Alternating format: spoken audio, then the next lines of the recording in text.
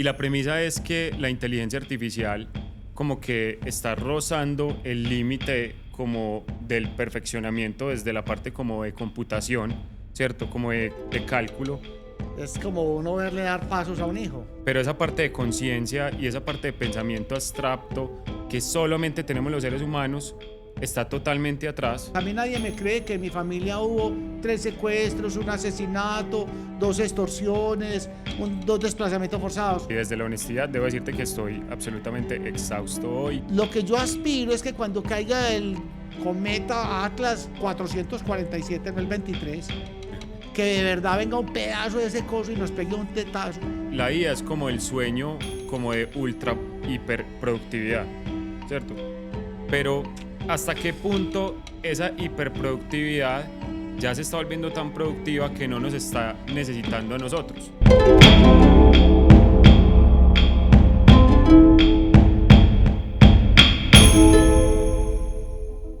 Juan, bienvenido a Sensei. Es un honor para mí tenerte acá porque yo te lo he dicho, eres la persona que más ha aportado a este proyecto que se basa en la honestidad. Y desde la honestidad debo decirte que estoy absolutamente exhausto hoy. Lanzar una startup es una labor titánica. Estamos casi finalizando marzo y no he descansado ni un solo día, trabajando yo creo que mínimo 14 horas diarias para poder hacer este sueño realidad que sabes que llevamos muchos años pensando como en esto.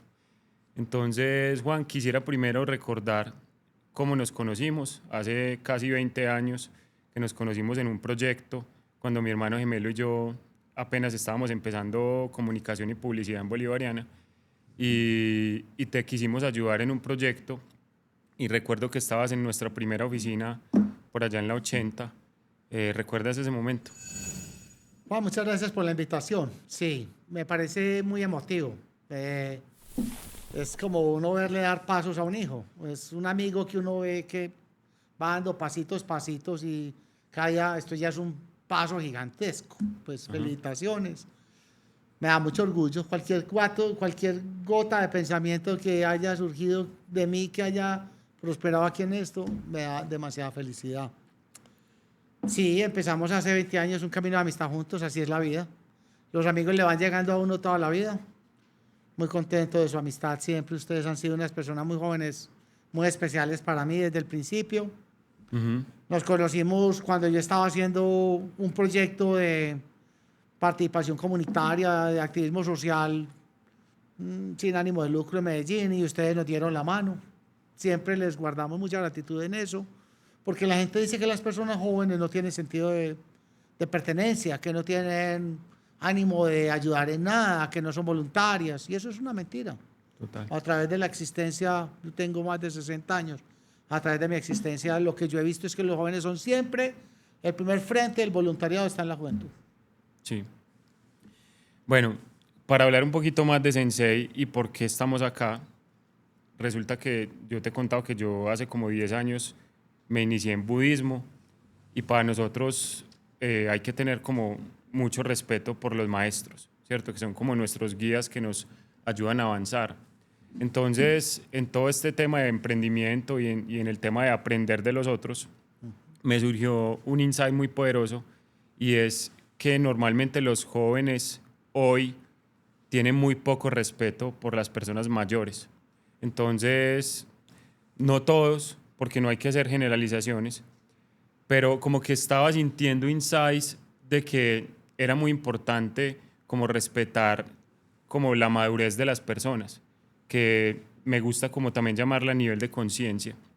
Y eso te permite como desde la admiración aprender cosas que desde otro lugar no hubiera sido tan posible.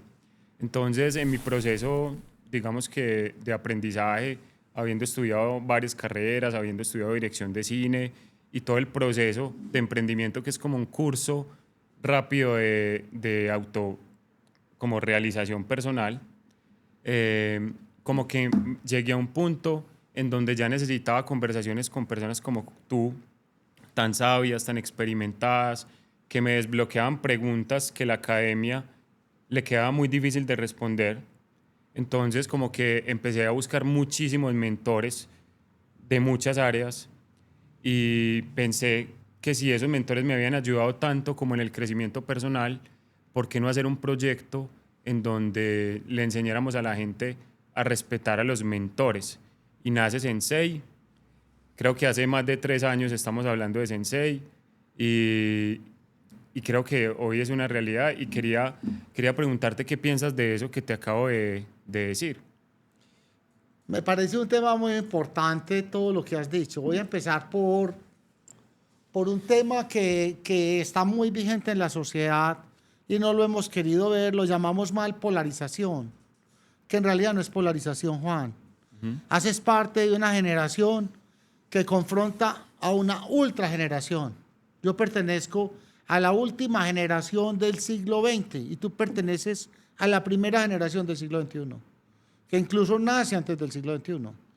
¿Por qué? Porque tenían que haber llegado, tuvimos que llegar ambos por nuestros caminos a las vivencias de cada generación que para nosotros fueron tan rompedoras que criamos unos hijos como son los jóvenes de ahora. En el pasado, la humanidad se ha llenado de pretextos para pelear entre ella y uno de ellos han sido los ismos. Sí. Y dentro de ellos el siglo XX y el XXI trajeron dos ismos que a mí me parecen un poco desacertados. El primero, el luxismo. Ese afán irrefrenable, incontenible, porque todo tiene que ser estético, dentro de ciertas formas, con ciertos estándares. Y eso, digamos, nos ha ido dado mucho trabajo volver a enderezar esa ecuación. Porque juntar estética con ética, con moral, con principio, con tantos valores es una cosa compleja, pero sí tiene espacio. Quiero decir que no hay un error en el camino de buscar que las cosas se junten por sus caminos. Entonces, lo primero que hay que decir es que yo no creo que se ha tratado de vender desde unas corrientes políticas del mundo que estamos enfrentados los jóvenes y los viejos. Creo que no, creo que el edadismo no es más que un pretexto político. Los jóvenes y los viejos nos hemos encontrado a través de los digamos, periodos inmensos, costelares de la humanidad. Nos hemos encontrado los viejos y los jóvenes en los dinosaurios, que cayó un meteorito cuando ya llegaban a medir 50 metros y ¡pum! Y cayó un meteorito y salían una nueva generación de dinosaurios más chiquitos a prueba de meteoritos que acabaran con ellos porque eran de 50 metros. Entonces siempre hemos necesitado que existan jóvenes y viejos. Sí, es verdad. En realidad es una dicotomía absurda. El marxismo, por su parte, Martha Harnecker y los grandes pensadores marxistas, que les gustaba la lucha de clases, también encontraron en ese nicho de tu juventud y mi vejez un recurso ideológico para desnaturalizar nuestra coexistencia armoniosa y volvernos enemigos. Y así crearon también una lucha de clases donde también nos involucraron como jóvenes y viejos en dos momentos antagonistas. Tampoco somos. Algunos como yo llegamos a la vejez y nos desprendimos de la corbata, el saco y esas cosas que nos hacían tan pesados para el mundo. Y nos volvimos unos, digamos, viejos contemporáneos. Nuestra generación aprendió todas las tecnologías desde cero. Yo aprendí a sumar, restar, multiplicar, dividir, escribir, leer, hacer y no hacer en un cuaderno. Y hoy, 60 años después, todavía uso un cuaderno. Eso me causa como bastante impacto porque tú entiendes demasiado bien la tecnología, o sea, entiendes como las dinámicas como de una empresa de tecnología, una startup, y normalmente como que se suele pensar que las personas ya de tu edad están lejos de la tecnología. Yo creo que yo no he encontrado en Medellín una persona más actualizada que tú. Entonces eso me pareció muy interesante. Y también el tema como de que vienes de lo análogo, ¿cierto? Y construyes sobre lo digital y tienes una visión panorámica, pero yo veo que las generaciones actuales están demasiado construidas a través de lo digital y lo analógico para ellos era arcaico. Y yo tengo una premisa que me gustaría saber qué piensas, porque este podcast se trata más de confrontar ideas que de generar sesgos de afirmación. Y la premisa es que la inteligencia artificial como que está rozando el límite como del perfeccionamiento desde la parte como de computación, ¿cierto? Como de cálculo, pero esa parte de conciencia y esa parte de pensamiento abstracto que solamente tenemos los seres humanos está totalmente atrás y las personas que están súper automatizadas hoy están careciendo de las skills humanas. Entonces ya hoy en día, desde mi premisa, creo que es más importante estudiar filosofía, humanidades, ética, comportamiento humano, porque eso es lo que nos está haciendo quebrar como sociedad y ese es el faltante. Entonces, me gustaría hablar en Sensei de este tipo de cosas que son más las historias, que creo que los grandes datos de hoy no son los datos como estructurados, sino las historias que son las que nos tienen acá y las que nos conectan y las que nos generan amistades. Entonces, ¿qué piensas como de esa aseveración que yo hago?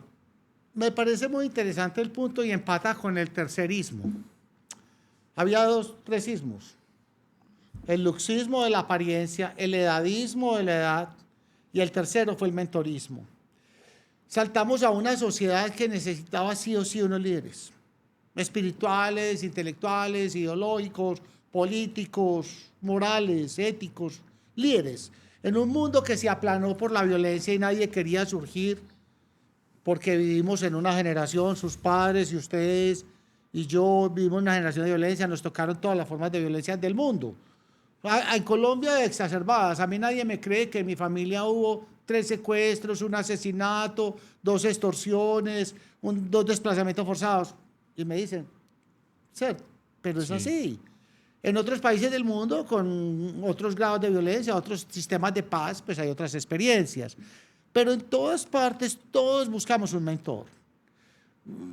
Digamos que la gnosis, el haber llegado al conocimiento a través de la gnosis, de ser capaz de entendernos, de desarrollar una episteme, de entender para qué entendemos, que no es simplemente ver pasar las cosas, sino absorber de ellas, esa ya no se llama ni proyección, sino como una extroyección, ese vapor, ese halo que las cosas dejan, que se impregna de nosotros. Eso que algunas personas llaman el halo de Dios, que hace que las cosas cojan vivo, eso que hace que Sensei se vuelva un camino y que la gente lo entendamos como hay que aprender a caminar caminos para llegar a otros lugares, y ese es el principio de la alta conciencia. Lo bueno de Sensei es que Sensei viene a honrar el mentor, pero por el relato, porque hace parte de la construcción del hablante y el escucha. Para nada sirve un mentor. Voy a hablar de los que escribían esas piedras. Bueno, afortunadamente la Rosetta ya la tradujimos, pero tenemos piedras que dejaron en el pasado como sociedades muy inmensamente desarrolladas, los mayas, y no sabemos qué dice. Difícilmente. Para que un mentor de ese tamaño, voy yo a México, recorro las pirámides, me maravillo, me pongo en disposición astral, llamo a todos mis dioses, a mis chakras, me paro en un templo sagrado que me decían que venía una serpiente que era emplumada, que bajaba al espacio, que me podía llevar, y digo, ¿cómo era el poder espiritual que hay aquí? Pues realmente no hay nada, se perdió el rapport. ¿Qué pasó con ellos? Se fueron y no quedamos escuchándonos. Entonces hoy el siglo XXI, contrario en lo digital, en estos medios contemporáneos, también hay que entenderlo. Es que a Miguel Ángel también lo regañaron por pintar frescos. Cuando a mí la gente me habla de la tecnología, a mí me regañaban cuando niño porque compraba libros, porque cogía la plata de la lonchera y me llevaba de la casa un termo con un jugo y me llevaba un siempre pan. hay una resistencia. Y yo me iba con la plata de la lonchera y me compraba un librito que en una época salían unos libritos así pequeñitos que se llamaban cualquier cosa de leer.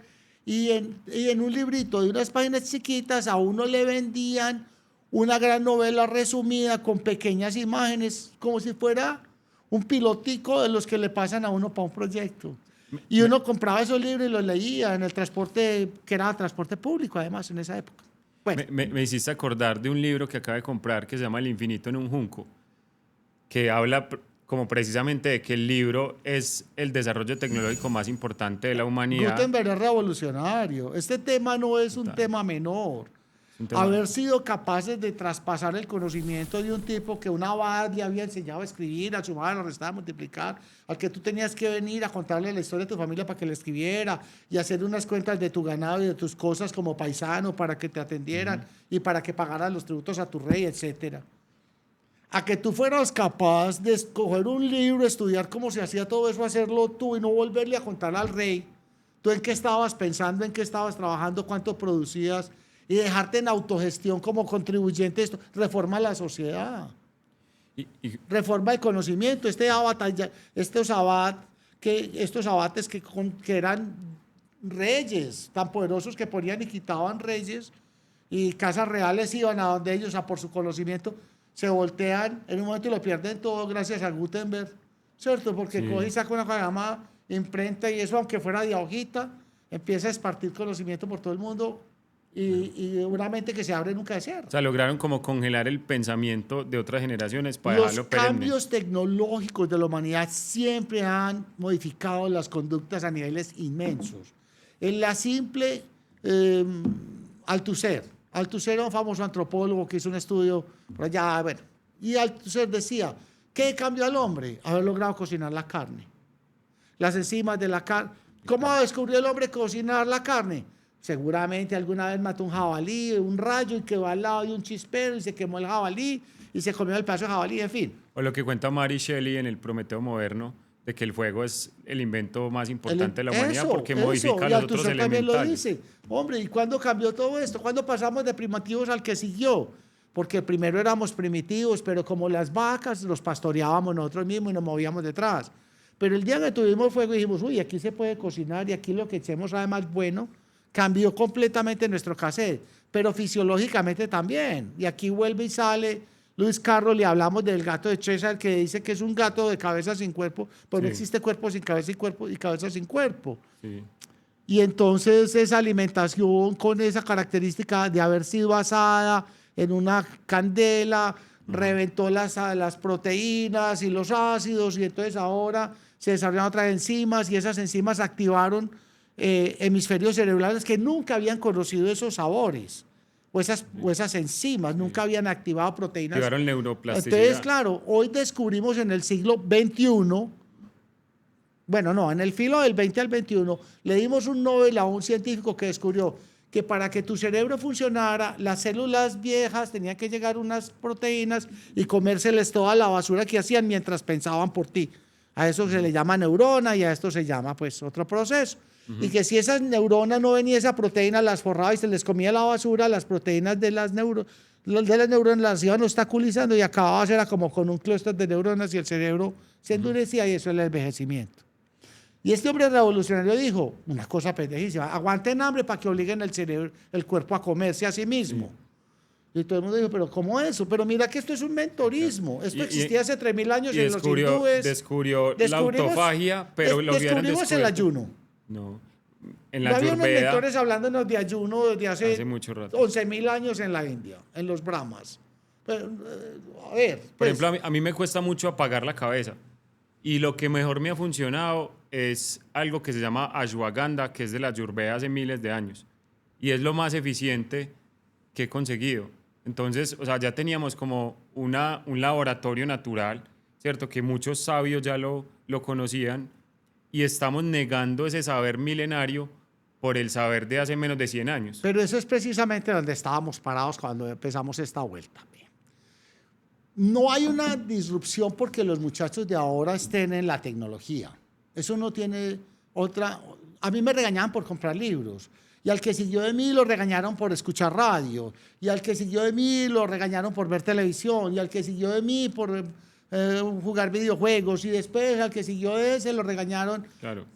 Siempre hubo una tecnología que fue arrastrando a las otras. Se sataniza. Esto del saber ancestral, de los saberes ancestrales, que hace parte tan intrínseca de un proceso como Sendai, es también un poquito de rescate de eso, que mucho pasa desapercibido porque en nuestra capacidad comprensora hay muchas ideas muy grandes que nos llegan y pasan derecho. Ahí hay una frase que a mí me encanta y es: nadie puede aprender algo que ya cree que sabe. Entonces, normalmente eso es como el dogma, ¿cierto? Entonces, como casi que todas las religiones te llevan a que te sientas primero cero para que puedas empezar a aprender Y que ya no aprendas absorber más. como una esponja. Y además te hacen O sea, temer el nuevo conocimiento, ¿cierto? Como que no lea más eso, que se vuelve loco, ¿cierto? Es como siempre contuviendo el intelecto. condicionar resultados siempre ha sido Foucault habla de eso. O sea, siempre ha habido en la sociedad unas personas que atienden el conocimiento condición-resultado y crean esos paradigmas de condición-resultado. Galileo Galilei se voltea en Italia, en la Toscana, dice, he mirado y he mirado el sol con unos espejitos y unos vidrios que tengo. Eso no puede ser. Yo creo que nosotros no, él no gira alrededor nuestro y no quiere atrás. Ay, ¿cómo así? La Inquisición, que ven a Galileo, ¿cierto? Pasó el resto de su vida pues Y es preso. porque Lo sacude iban a el quemar poder. porque dijo. No. Ese cuento de que todo gira alrededor de la Tierra, Dios nos creó, nosotros somos el centro del universo y todo gira alrededor de nosotros. Eso es una gran metáfora que todavía sigue.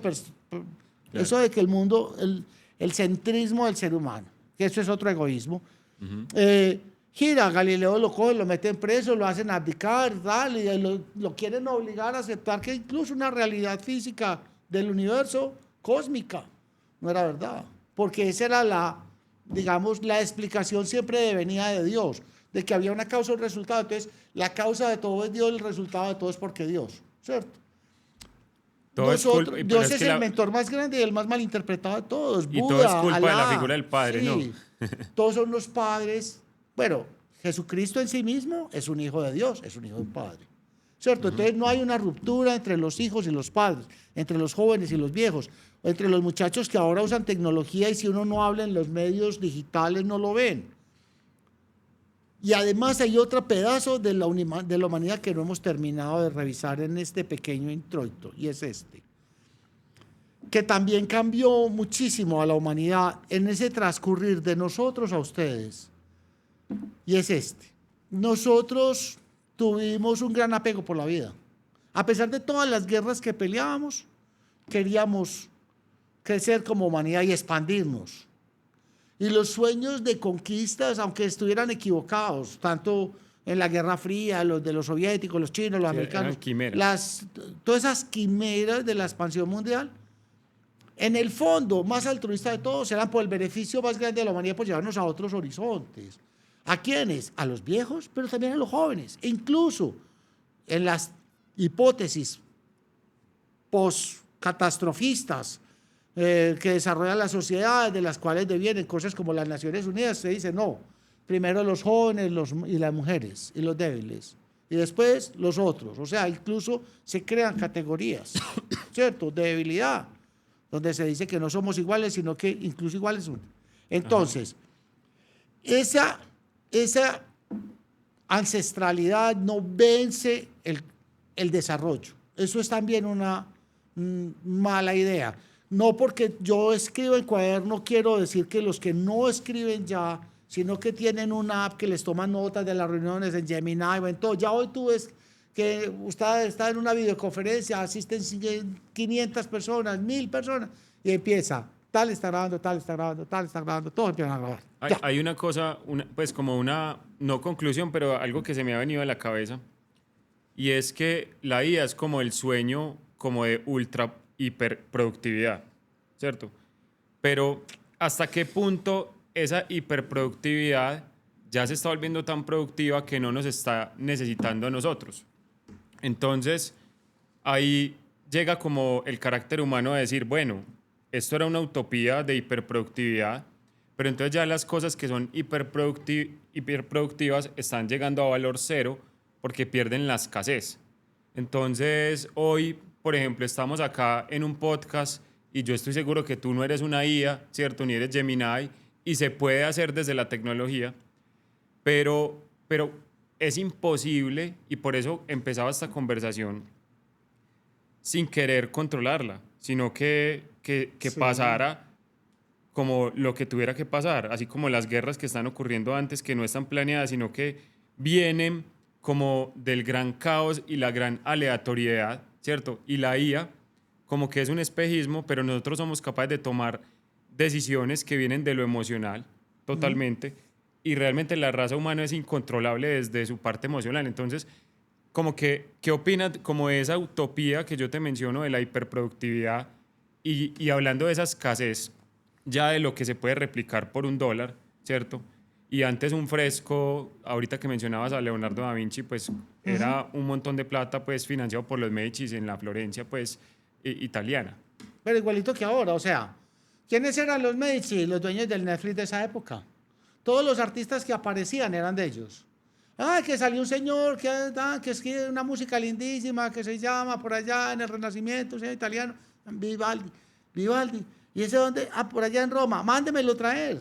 Venga, yo quiero que usted componga para mí. Todos los nobles venían y se volvían los dueños del arte. O sea, en el siglo XXI no descubrimos que el doctor Ardila Lul era el dueño de Win, el deporte, la cosa, la televisión, la radio, la net y el periódico de la República. Eso ya existía desde hace siglos. Segundo, también es muy valioso que exista gente que tenga esos emprendimientos, porque todos los que hemos emprendido, y tú que has emprendido tanto, sabes que no todos los emprendimientos prosperan. No. Entonces también si un emprendimiento no prospera, pero deja un contenido social importante en la sociedad, en la civilización, también es importante. No todos los inventos tienen que ser como la imprenta de Gutenberg. No todo lo que se hace en el mundo tiene que venir a contribuir en una solución permanente como los antibióticos de Fleming 100 años para adelante. No todas las tecnologías están. Esto es muy interesante. Sí. Yo crecí con la cero tecnología. A mi niñez, cuando yo llegué al colegio, a mi primer día de colegio, en el colegio Fray Rafael de la Serna, en el año de 1967, tenía 5 años y meses de nacido. Ya sabía leer, escribir, sumar, multiplicar, restar. Leía de corrido, sabía firmar. El profesor de kinder me miró y dijo, no, este niño no puede estar aquí porque estos niños, no, pues, ¿cierto? Entonces, me pasé a la primera de primaria, porque en la época no había ni pre-kinder, ni jardín, ni cosas de esas. Primero de primaria, el profesor de primera de primaria volvió y me miró. Yo, no, este niño no puede estar aquí. Páselo para segundo de primaria. Y en segundo de primaria mi profesor Renato me recibió en clase de biología, el primer lunes de clase que fui. Empecé las clases y el viernes el profesor puso la tarea de la papa. Y yo era la primera tarea que me ponían en la vida, que era una tarea de biología, de escribir en un cuaderno, la papa, dibujar una papa. Bueno, tenía 5 años, 6 años, iba a cumplir. Se me olvidó la papa, llegué al colegio y tan de malas preciso que a uno se le olvida la tarea, ese es el que llaman al tablero. Sí. La ley de Murphy. Me llamaron al tablero. Eso me dejó 2 aprendizajes. Girando la tarea de la papa, yo no sé qué es la tarea de la papa, el tipo me hizo poner la mano así, sacó una regla de este tamaño de madre y me pegó un reglazo en la mano que me ardió hasta aquí. Yo llegué muy alterado a mi casa cuando llegué, a la hora de almuerzo. Y alterado era llorando, alterado era que con no sabía rabia, ni qué hacer, pues, o sea, ¿qué hago con desesperado, esto? ¿Qué hace uno angustiado frente a eso? Un niño que nunca le pegaba a nadie, pues, ¿yo qué hago con esto? Le pegó a alguien, pateó el perro, la pelota, ¿cómo reacciono a esto? Y entonces mi mamá me dijo, negrito, esas cosas no se superan sino con la excelencia. De aquí en adelante tú siempre tendrás que ser excelente, porque siempre te van a coger cuando no hiciste la tarea. Y hoy te pegaron un reglazo y te dolió, y otro día te van a echar del trabajo, otro día te van a echar de una cosa, otro día vas a perder plata. Vamos, se te van a perder los juguetes. Tú tienes que en la vida desarrollar un criterio de excelencia. Desde ese día en la vida, la preocupación más grande que yo tuve era estudiar. Por eso estudié 5 carreras. Por eso acabé hablando de tecnología, de finanzas, de agricultura, de textiles, de moda, de comunicaciones, de medios de comunicaciones, de grandes finanzas. Sí. Porque cada cosa que abordaba me traía otra. Y esto tiene que ver con esto de la inteligencia artificial y la utopía o la distopía de la inteligencia artificial. Porque la excelencia no se lograba sino a través de 2 cosas, que eran estudiando mucho y practicando mucho. Entonces ahora, recientemente, en una entrevista que me hicieron, me preguntó una entrevistada, me dijo, ¿usted qué cree de la inteligencia artificial? ¿Llegó para acabar con los trabajos? Y le dije, el mío nunca. Pues para que la inteligencia artificial haga lo que yo hago, pues entonces va a tener que aprender a pensar de muchos tiempos y le van a tener que apagar la capacidad de alucinación que tiene, porque a mí los jefes no me perdonan las metidas de pata, de citar el artículo de una ley de otro país en donde no estoy, o de darle a una naviera la medida de un casco de un submarino como en España. 10 milímetros más grueso alrededor del casco y subirle 7 toneladas a un casco y a nadie ocurrírsele que es que la IA también es eso, es un proceso. Desde que Y yo es un empecé a proceso que hoy no no hay tiene ninguna emoción. tecnología remanente. Entiéndeme esto, Juan. De ese conocimiento básico científico que me dieron mis padres de pequeñísima edad, sumar, restar, multiplicar de eso, a hoy, todas las demás tecnologías que me enseñaron ya obsolecieron. O sea, 60 años más de conocimiento que los he llenado de cosas. Yo aprendí a sumar, a hacer operaciones matemáticas y trigonométricas con reglas de cálculo, que eran unas reglitas que se ponían, que iban una sobre otra, y uno aprendía a despejar grandes ecuaciones con ellas. Los japoneses eran los magos, eso es un artículo sofisticadísimo. La gente hoy las ve y no las entiende, una regla de cálculo. Algunos relojes de aviación traen una regla de cálculo, incluso eso era, uno aprendía a hacer unas abstracciones matemáticas muy altas. Todo era un instrumento. Cuando llegaron los computadores, a los computadores llegaron a Colombia por allá en el 70, pero eran una cosa, ciencia oculta. Los papás de algunos de nosotros tenían acceso a computadores y eso era una cosa en unos lenguajes intocables. Hoy cualquier muchacho en su casa tiene más capacidad de computador que la que tenía la empresa más grande de Medellín de 1970. Ninguna de esas tecnologías de esa época a hoy ha durado 20 años. Todas se han ido. Todo lo que llegó en ese transcurrir, mire, la fotografía, estábamos en la película, salieron las Polaroid, la Polaroid se desarrolló hasta la nube, la Eastman Kodak era la compañía más grande en el mercado de valores de Estados Unidos, hoy no queda nada de la Kodak y la Polaroid se tuvo que reinventar y volverse una cosa casi que de eventos con un printado de ahí casi para hacer escarapelas. Sí, una cosa anecdótica. Una Ya. cosa anecdótica. La radio desapareció. La radio hoy es completamente digital. La radio está en internet. Esto es radio, ¿no? Esta es la nueva radio. ¿Cierto? Cuando tú miras hoy, y esto tiene que ver con la IA entonces empieza a darle a la gente que estaba, al usuario de internet, que usaba todos sus programas de internet, que no sabía para quedar bien, algo. Y le dice, ¿quieres hacer programas de radio? Ven, te ayudo. ¿Quieres hacer hojas financieras? Ven, te ayudo. Porque el Excel todavía era demasiado mucho, porque el Word todavía era demasiado mucho, porque todavía las personas insistimos en sofisticarle el lenguaje al otro y en sentarnos y en hablar desde arriba y hablarnos desde el mentorismo y no hablar desde la experiencia, desde la humildad, desde el conocimiento. Yo quiero decirte ahí una aseveración pues, que le hicieron a Sam Altman, el dueño de OpenAI. Entonces le preguntaban que algún descubrimiento nuevo, algún medicamento o alguna cosa que hubiera creado nueva la IA y no supo responder. Entonces eso es muy diciente. Sí. Entonces mucha gente describe la IA como un megasistema, un megacerebro que se roba toda la información, literalmente porque todo se lo roba. Incluso la IA tiene un montón de sesgos de la propia cultura. También. ¿Cierto? Pero te digo que es demasiado perfecto. Entonces, como que el conocimiento nuevo, ¿cierto? Entonces mucha gente, muchos tecnócratas dicen que le van a poner a la IA a gobernar, que porque toma mejores decisiones que los humanos y no se equivoca. Pero entonces en este momento todo el panorama geopolítico donde hay guerras en todas las latitudes, ¿cierto? Y a veces impulsados por temas como los capítulos de Jeffrey Epstein, ¿cierto? Entonces son temas netamente emocionales y netamente del ego de los gobernantes, ¿cierto? Entonces como que la IA, ¿qué puede hacer ante eso, ante la capacidad de impredictibilidad del pensamiento humano? Entonces, como que estamos llegando también, y te quiero hacer una pregunta que para mí es muy potente, y es si gracias a la IA hoy somos seres humanos más pensantes y realmente más productivos, o la IA está generando como eso que dice la película Wall-E, que cuando ya la gente no tiene que trabajar y eso se pone obesa y se ponen cerebros tontos. ¿Se acuerda de la película de los que iban en una máquina, en una nave espacial y eran todos redonditos y ya eran metidos en las sillas y eso? Lo que pasa es que eso me parece una buena reflexión, Juan. A ver, vamos por pedazos. Uno, la IA no viene a ser la respuesta de nada. La IA viene a ser un paso más, digámoslo así, de las capacidades, de las potencialidades del Internet. Viene a decir, venga, a través de un prompt, yo le enseño a que usted le diga al prompt, ahora hazme rico, quiero que inviertas estos $20 en la bolsa de valores a mi nombre y utilizando las grandes estrategias. O sea que lo importante es la pregunta que formules.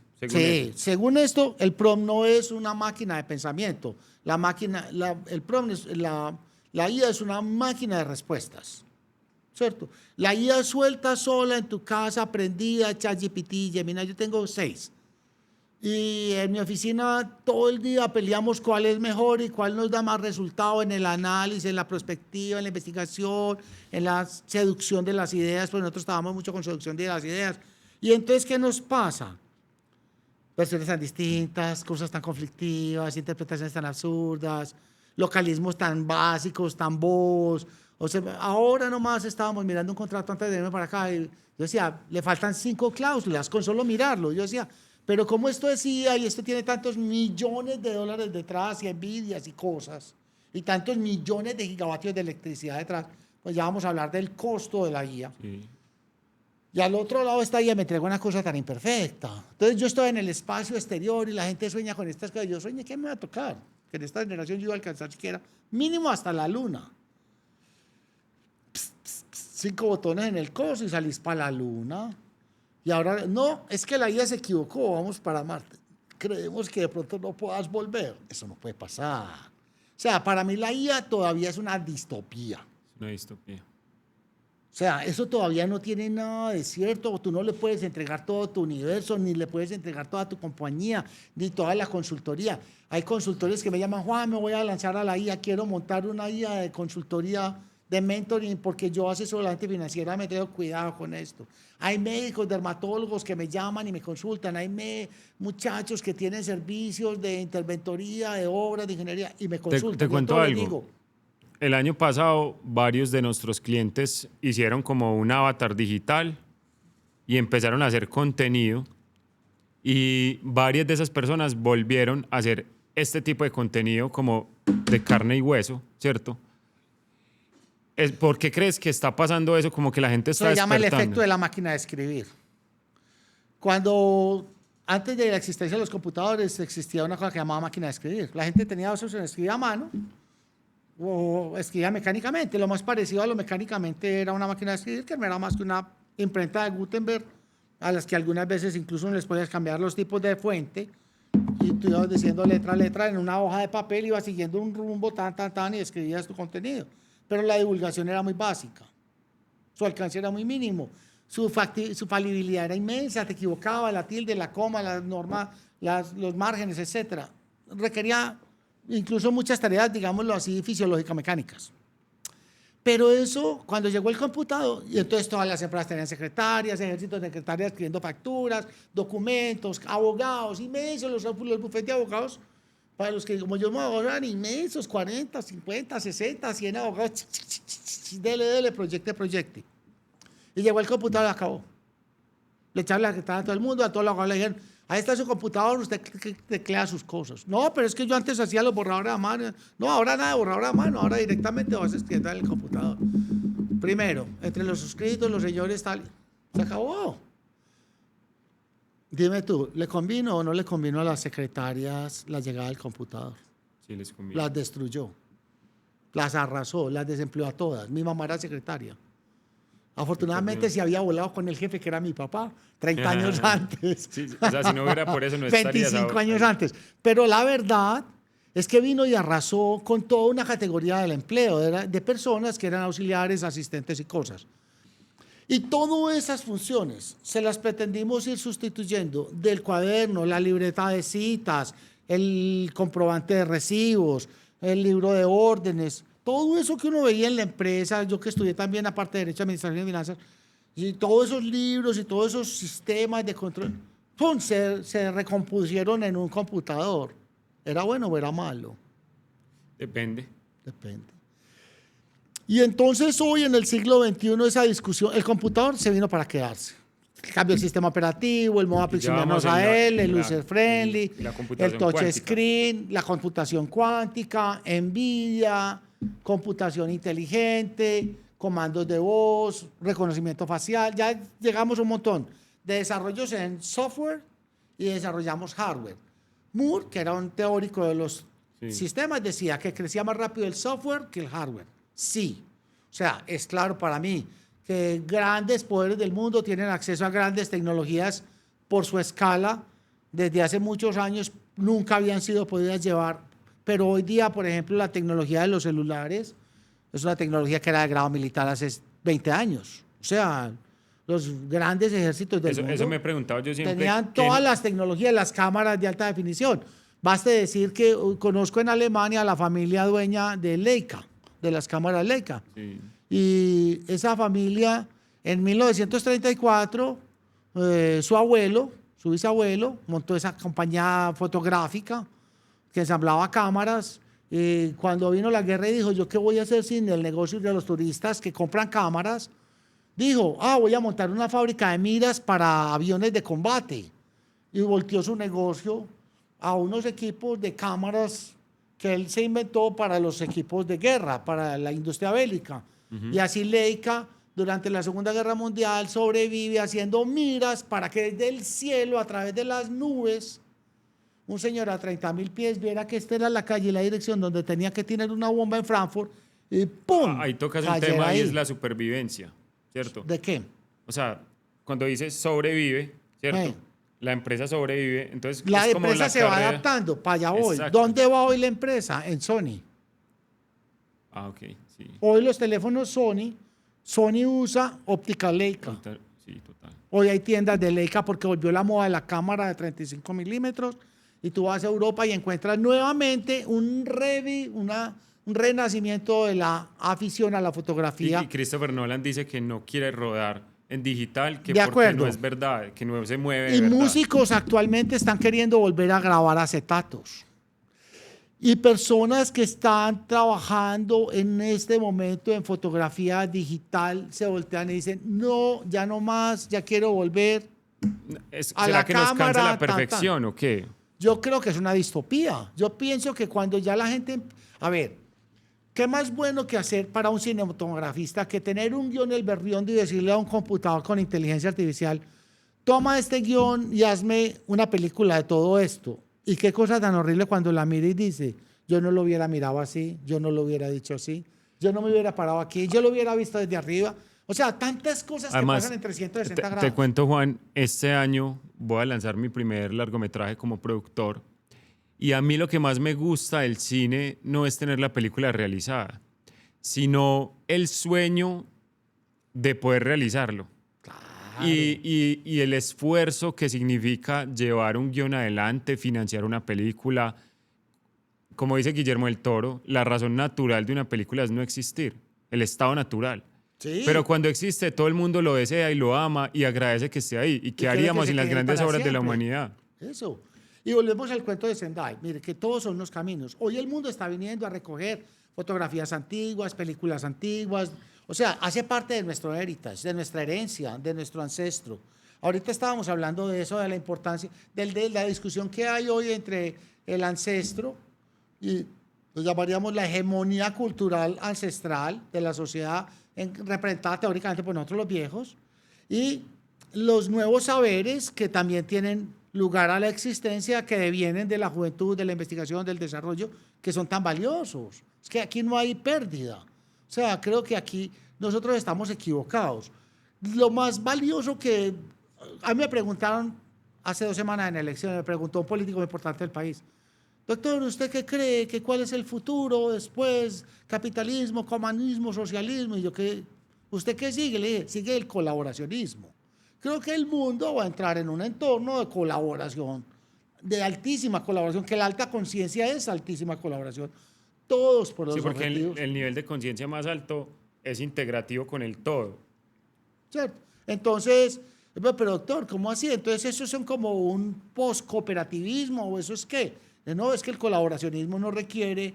Lo que tenemos que dejar es de pensar que solamente un actor de la cadena debe ser el detentador de la cadena. Que si en una cadena muchas personas participan y contribuyen a la creación es de todos, que si es al trabajo es de todos, que si es al funcionamiento del Estado es de todos. y que ya funciona más por el entorno de colaboración que por su entorno de ideologización, en donde le dijeron que éramos universos separados. Los humanos tenemos que volver a reentendernos, creo yo, que nuestros fundadores, nuestros creadores, sí, nuestros creadores se equivocaron solo en una cosa, y es que nosotros nos desarrollamos a los ismos, a querer tener como una punta a la cual nosotros pertenecemos, que lo hacía especiales, diferentes, mejores, superiores, inferiores, de otro, que lo llevaron ciertas sociedades, incluso de las mismas que estábamos hablando ahora, que tienen cosas ideológicas tan grandes como el hinduismo, también llevaron pues a la filosofía de las castas y cosas que son detestables, para también hablar que cada sistema de pensamiento, la IA no es el primero, que tiene, digamos, tensiones adentro, ¿cierto? De todo lo que nos deja, toda esa evolución de pensamiento del socialismo, una de las verdades, digamos, fundamentales filosóficas es la dialéctica. Sí, todo cambia, todo se mueve, todo quiere más, todo quiere seguir, estas niñas quieren crecer y volverse más lindas, estos señores jóvenes quieren volverse mayores y más otra cosa, y los viejos quisiéramos ser jóvenes. Sí, todo el mundo tiene un idealismo, listo. Pero eso no es malo. Era más malo cuando éramos dinosaurios, durante 8 millones de años, venía una piedra, después de 8 millones de años, nos destruía y no quedaba nada. Y no preguntaba ni pedía permiso. No quedaba nada, y no quedaba nada. O sea, ¿qué dejamos después de 8? ¿Qué dejó 8 millones de años? Y yo digo, Dios, te equivocaste, papá. Pero ¿cómo así? Mandaste un dinosaurio de 42 metros a esto. Mira, usaste inteligencia artificial. Sí, en que... Y eso es lo que pasa ¿Sí con las empresas que hoy en día, o sea, cada cambio como la en la alta rueda. conciencia requiere que tú también vayas entrando en ella. Yo creo que hasta a Dios aparentemente también le costó trabajo. Yo pienso que desbordó el universo. La gente me dice, no, es que el universo es infinito. Y digo, Dios es infinito, sí, pero ¿para qué lo hizo infinito? ¿Para qué? ¿Para qué aumentarle la complejidad de esto? Entonces ahora el tiempo es una cosa que hace así y estamos complicadísimos en el entendimiento tecnológico. Nuestros tecnólogos, nuestros teóricos tecnológicos nos están diciendo que es que estamos equivocados en las variables de la computación, ¿cierto? Y que vamos a llegar a la cuántica y que tenemos que seguir. Y que tenemos que seguir. Que la cuántica es un paso que ya está ahí. Como si fuera infinito Sí, el proceso es infinito. Y en realidad sí es. Basta ver lo que conceptualizaron los padres de la ciencia ficción. Y aquí llegamos también a eso. Porque el principio es lo mismo del final. Aquí volvemos a Julio Verne. Por eso allá hay una forma circular, porque siento que todo es circularidad y es el eterno retorno de Sísifo. Obvio, claro, Juan. Es que eso es lo que nosotros como seres humanos, lo que te digo, lo que yo aspiro es que cuando caiga el cometa Atlas 447, no el 23, que de verdad venga un pedazo de ese coso y nos pegue un tetazo. Hombre, sí, nos cayó un pedazo de esa cosa de 50 kilómetros y eso nos borró, pero cuando vino otra civilización encontró que habíamos dejado unas cosas, que no fuimos unos dinosaurios, que nos desarrollamos 8 millones de años, que crecimos hasta ser inmensos para comernos los árboles, y que llegó una piedra de 50 kilómetros de grande en una tierra de más de 40.000 kilómetros, pegó y nos fuimos. Y un restart, un reinicio del sistema otra vez y volver. Detesto el restart. Hay muchos. El restart ni siquiera el del carro. Mire, para los que manejamos cosas volver eléctricas, a comenzar desde lo construido. Eso. Sí, hay que volver a comenzar desde lo construido. Este tema de venir a arrasar, tierra arrasada, porque es que donde nada queda, entonces ya nadie le duelen. No, esa filosofía de la tierra arrasada de la humanidad, eso sí es un error. Sacar el internet, descontar los medios digitales, cambiar la forma en que vivimos, no. Ya tenemos que adaptarnos, las personas como yo y ustedes. Y nos van a tocar dos cosas trascendentes muy rápidamente que van a enfrentarnos, que vienen de esta polarización absurda de los sismos, que van a ser, la primera, la sustentabilidad de todo el sistema, de todos los sistemas. Esta ilusión de la electricidad que nosotros tenemos es una ilusión que solamente atiende al 30% de la Tierra, al 25% de la Tierra. El otro 75% de la Tierra no está electrificado siquiera. Si no, hoy se nos apagara la luz eléctrica, la IA no quedaba sirviendo para nada. Es verdad, La inteligencia del reloj, del smartwatch, es hasta que le acabó la carga. Pero este reloj que me tiene... Me han preguntado muchas veces que qué hora es y yo se me descargó. Claro, y este reloj automático, mecánico, que se hace así por la mañana y él empieza por dentro a funcionar. Dice que son exactamente las 3 y 25 de la tarde, sí o sí, Sí. por un ejercicio mecánico de alguien que descubrió los principios de la física universales, inextinguibles, que no tienen que ver con eso. Eso le pasa a la IA, eso le pasa al Bitcoin. ¿Hasta dónde de grande fue el 11 de septiembre? Viví el 11 de septiembre en Estados Unidos. ¿Hasta dónde llegó la grandeza de Estados Unidos cuando 20 tipos se infiltraron en Estados Unidos, aprendieron a volar aviones para estrellarlos contra edificios y les dijeron, es que nosotros no tenemos que traer una bomba hasta Estados Unidos, ustedes tienen 40.000 bombas que despegan cada hora de todos los aeropuertos de Estados Unidos. Miren cómo cambió la industria bélica, ¿cierto? Bombas, yo para cómo traer una bomba hasta acá. ¿Y cómo está cambiando la industria de los drones ahorita, la seguridad? Bueno, el dron cambia la historia bélica. Por ejemplo, en 1917, la Primera Guerra Mundial introduce masivamente al hombre a la guerra, ¿cierto? Entonces vemos esas batallas inmensas, Verdún, 30.000, 40.000, 50.000 muertos. Campos de batalla donde usted hoy en el 2026 va y camina y así en la tierrita hay huesitos. Absolutamente. Pero nos seguimos matando. Pero nos igual seguimos de matando en cantidades impresionantes. y más otros lugares, tecnológicamente. en los lugares donde está ese 70%, volvemos al Pareto. Entonces, o el Pareto viró y ya hace el 30%, el 30% controla la situación, el 70% supervive, como puede. En ese 70% que supervive están pasando cosas locas. Una de ellas es la carencia de energía eléctrica, que mientras nos da gusto para que nosotros en ChatGPT podamos ofrecerle al cliente una respuesta inmediata de 30 segundos para ofrecerle una cotización, un video, una foto publicitaria, Y una eso, receta para un plato de comida en el otro lado del mundo. La falta de esa electricidad no deja ponerle a esa persona un medicamento porque tiene que ser controlado con una bomba de y perfusión. eso ya lo había dicho Asimov, que iban a subir los grandes centros de procesamiento al espacio por refrigeración y por disponibilidad energética 100%. Y ahorita ya, o sea, hace nada, las empresas aeroespaciales de Elon Musk, de todos los mega ricos, están diciendo que hay que subir los servidores porque el planeta no tiene la energía suficiente para albergar la demanda de energía. Y eso ya lo había pensado es que un Elon ruso. todo lo soluciona yéndonos a otra parte. Yo no estoy de acuerdo con Elon. Para ser un sudafricano me parece muy controversial eso. Lo admiro mucho, pero no estoy de acuerdo con todas sus cosas. En particular, yo creo que el espacio no es nuestra frontera, es nuestra puerta de llegada. O sea, a Total. nosotros nos trajeron de otro planeta acá. Es imposible que existamos en nuestra diversidad, en nuestra intelectualidad, en nuestra física, en nuestra biofísica. Es que el marco de en este pensamiento de planeta. Elon es la física, es la física. ¿Cierto? Nosotros llegamos de esos espacios, de esas cosas, de esas incongruencias, de esas fuerzas inmensas, enormes, absurdas, llegamos aquí. Afuera es una distopía. O sea, yo le deseo a la gente que un día se vaya y hable con un astronauta, con una persona que esté de verdad en el espacio y le diga lo estéril y lo absurdamente agresivo que es el espacio. O sea, nosotros Si lo agreste. aquí lo tenemos todo y usted sale 40 kilómetros para arriba sin una frontera, sin sellar un pasaporte y no queda absolutamente nada de lo que a usted lo sostiene vivo y en cuestión de 1 segundo, 2 segundos, usted se va a desvanecer porque el vacío se lo va a absorber y de su cuerpo no va a quedar nada. Entonces, porque hay gente que está destinando toda su riqueza en la exploración espacial. O sea, ¿eso qué sentido tiene? Es hiperproductividad. Yo pienso también. que nosotros como sociedad tenemos que aprender de sociedades que han ido evolucionando en el atesoramiento, como en el tener. Lo malo que el capitalismo nos deja, porque todo, incluso lo bueno que nos ha traído el capitalismo también nos ha dejado algo malo.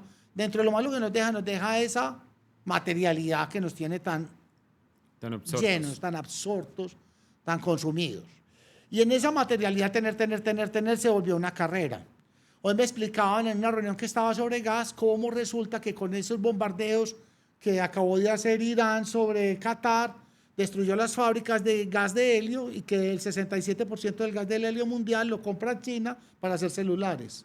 Y si no hay helio, no se pueden enfriar esos circuitos y se acaban los celulares. ¿Se acuerdan de la crisis del chip de la pandemia? Lo mismo, Claro. ¿cierto? Y hay muchas teorías de apagones tecnológicos que De van acuerdo. a ocurrir. Para allá voy. Entonces, lo que a mí me ha demostrado ver, digamos, 30 años, ¿cierto? Que tiene realmente esto desde el 2000, desde el 90, que empezamos de verdad duro con la tecnología, que llegaron los PDAs, que llegaron los celulares, que los celulares nos mostraron para dónde iba el camino, porque realmente desde el principio hubo gente muy visionaria, que desde el principio nos fue mostrando estas tecnologías para dónde iban. De que salió el celular, que el celular se volvió en 1992 lo que es hoy día, pasaron 20 años asombrosos. Y del celular del 92 al celular del 2026 en 30 años, este celular parece traído por los extraterrestres. O sea, para mí esos cambios dimensionales son más que suficientes. Y para allá voy. Y para allá voy. Tecnología alienígena. Sí. Creo que se llama Lagom, la palabra. Lagom. Lagom. L-A-G-O-M. De los suecos. O Lagomí. Que es una forma de vivir de los escandinavos, los suecos, los daneses, los finlandeses, que es que uno tiene que aprender a vivir bien con lo que tiene. Incluso hacer cosas extraordinarias, hacer una persona... Pero no tiene que tener ni la casa más linda, ni el carro último modelo, ni el reloj más costoso, ni la ropa más fina. Y ahí vamos a una cosa que nos gusta la a ropa es dos. bueno, y volver y hacer la casa en madera, y volverla a reconstruir, y aprender artes manuales, ¿sí me entiendes? Y en el otro lado tenemos esa obsesión poseedora de la sociedad postcapitalista, que todavía es más atesoradora que la otra, que dice que es que si tú no tienes lo último de todo, no tienes nada. Y yo me hago esta pregunta. Por ejemplo, la figura humana, hoy que está de moda todas esas estéticas, pero es que hace 200 años no más el hombre gordito era mejor que el hombre flaquito, porque el hombre flaquito era el que le daba tuberculosis, paperas. Y el que no tenía plata para comer. El que no tenía plata para comer, y el gordito era el que comía, ese era el que había que pegársele. Y hoy la mujer, no, gordito. Espere que se apague la luz. Vuelvo a las dos cosas que acaban con la sociedad. Esta energía eléctrica da mucho dinero. Mucho de la sociedad actual. Por ejemplo, el Bitcoin. Hoy la sociedad del Bitcoin está minar. Hoy tiene el mundo de la minería del Bitcoin. Hoy tiene países enteros. Voy a decirlo. Energéticamente vistos, tiene la porción de un 20 o un 30% de la demanda, no, tal vez todavía no llega al 30, pero sí puede llegar al 20 de la demanda energética total mundial, solamente minar datos, inteligencia artificial, minar. Para solucionar un problema que no teníamos. Big Data, sí, Big Data. Antes teníamos nos vendieron los tecnológicos, los tecnologicistas, porque volvemos a los ismos, el ismo anterior, los mentores anteriores eran tecnológicos. Ellos dijeron que era tecnología nomás y tecnología nomás, y se inventaron una expresión que se llamaba el Internet de las Cosas. Ellos dijeron que todo este desarrollo del Internet iba a ser para que aquí pusiéramos un micrófono que cuando yo hablara me hiciera sonar la voz como si estuviera hablando un locutor de la Radio Nacional de Colombia. Bien, hasta ahí. Pero lo que no nos dijeron sobre el Internet de las Cosas era que para que este micrófono pudiera funcionar con el Internet de las Cosas tenía que tener una cantidad de chips y electrocomponentes.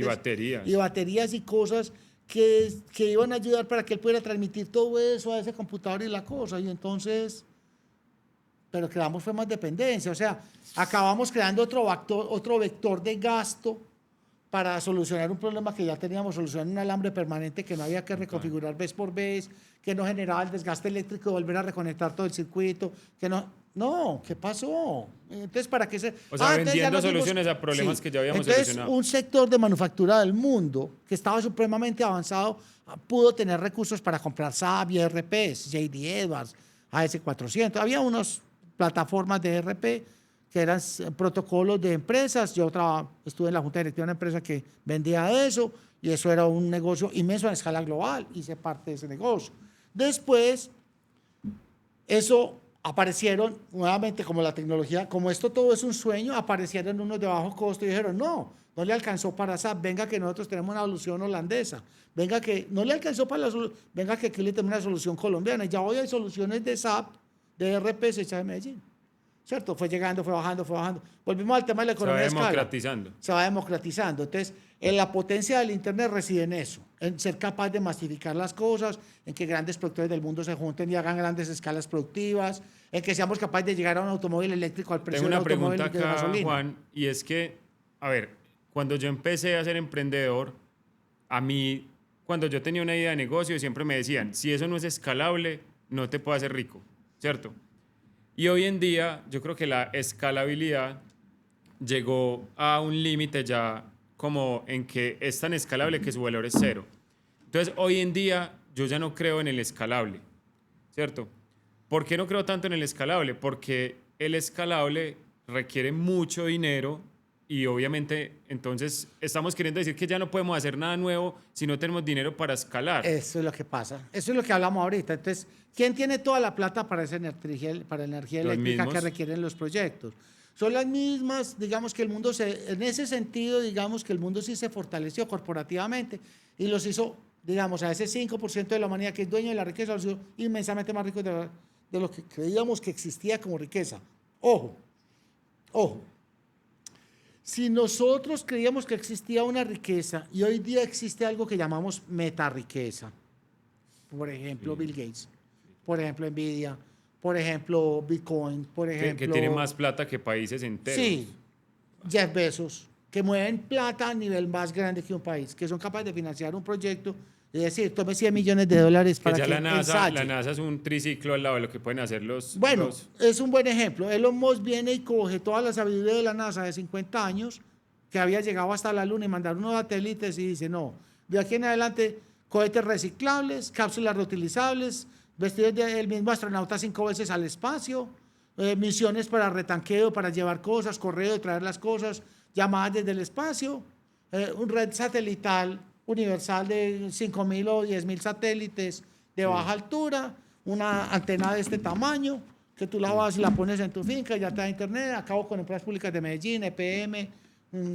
Acabo con, acabo con toda las la con infraestructuras. interconectividad de infraestructura física, en fin, empiezan a haber cambios revolucionarios y empezamos a pasar de las megas, que eran las metas estimadas grandes alcanzables, a las metas, donde empezamos a encontrar metas que son expansibles, que son trascendentes y que son amplias. Ya no hay límites. Reaprende tu negocio, ya no hay límite. Si tú eres exitoso aquí, bueno, se murió antier el hombre de OnlyFans. Sí. Seguramente de la noticia, 34 años tenía, fundó OnlyFans de 23 y los 11 siguientes peleó con un cáncer de páncreas que no curó, que no le curó. Muere con $3 billones en el banco. ¿Qué aprendió? Que la escalabilidad es una utopía, Sí, posiblemente. O sea, Y que lo que importa es la vida. un alcalde de Medellín decía que en esta ciudad había 50.000 niños escolarizados y todos querían ser programadores de computadores. Y yo conozco programadores de computadores en Europa y me decían, ¿están locos? Eso lo va a hacer la inteligencia artificial. Total. Aquí ya le decimos a la inteligencia artificial que nos haga un programa y lo haga. ¿Para qué van a hacer eso en su país? Están locos. Están locos. O sea, todavía el costo por hora de Software Factory, así. Pero era, y ustedes diciendo que van a crear mano de obra así. Mano de obra para allá, el precio para abajo, miseria. y los programadores como que se regocijaban en su ego diciendo que eran las personas más importantes y todo eso. Y hoy son los más reemplazables. Claro, y llegó se la está IA y yendo la dijo, ¿qué quieres creatividad. hacer? Sí, por eso te digo que todas las cosas van dando la vuelta.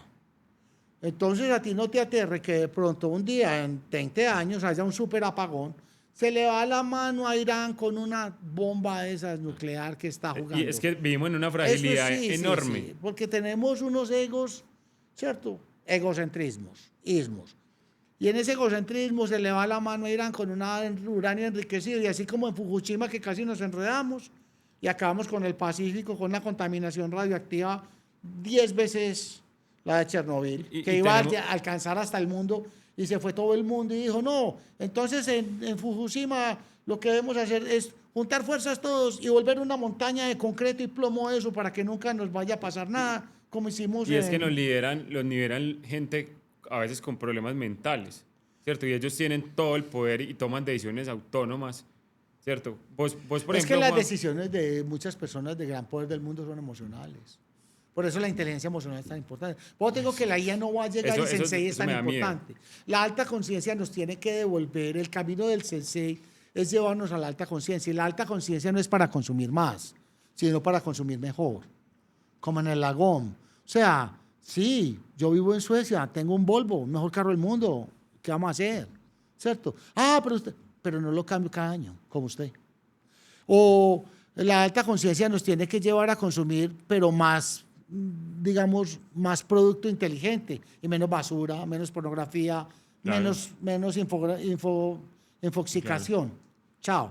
menos simulación, podríamos hablar. Sí, el interés por el arte. Yo estoy de acuerdo que debe existir un método pedagógico y que la inteligencia artificial lo va a potenciar mucho que es el método del pensamiento complejo. El método del pensamiento complejo es un método de pensamiento en el cual a un sistema de pensamiento cualquiera que usted tenga hoy día para el desarrollo de cualquier forma de inteligencia, usted le mete un sistema de pensamiento que requiera de usted lo completamente opuesto de lo que usted está haciendo. Entonces a usted lo están educando dentro de la lógica de ser un piloto y todo lo suyo es física, química, reglas matemáticas, aeronáuticas, trigonométricas, cálculos espaciales, etcétera, que le enseñan música, para que usted oiga ese avión de otra forma. Para que se emocione y sea sensible. Sí, para que tenga una sensibilidad del aire, para que diga que no están lindas, pero estas no son para que tenga otra sensibilidad que lo deje ver desde otra óptica sus principios, lo reevalúe y lo lleve a otro lugar. Entonces el arte hoy puede terminar por ser nuevamente una gran especialización de la medicina o de la psicología. La arquitectura puede terminar siendo una nueva solución de la psicología, porque los psicólogos no han evolucionado a la arquitectura. ¿Sí me entiende? Y el psicólogo a lo mejor se voltea y dice estos espacios funcionan mejor si son así y así, con su conocimiento. Juan, Sensei, como todo tiene unas reglas y es hasta 1 hora y acabamos de, pues para mí pasaron 20 minutos, pero es muy importante terminar como con una cuestión de tiempo, ¿cierto? Y es que el contenido en internet dura 1 minuto, 30 segundos, pero acá en 1 hora siento que me quedó faltando mucho más de lo que conversamos. Porque el título era una conversación al azar. Exactamente. Y el azar lo va llevando a uno a muchas partes. Yo acabo estudiando 5 carreras por el azar. Exactamente. Bueno, entonces, ¿qué te parece si por azar terminamos este podcast ya? Lo acabo. Listo.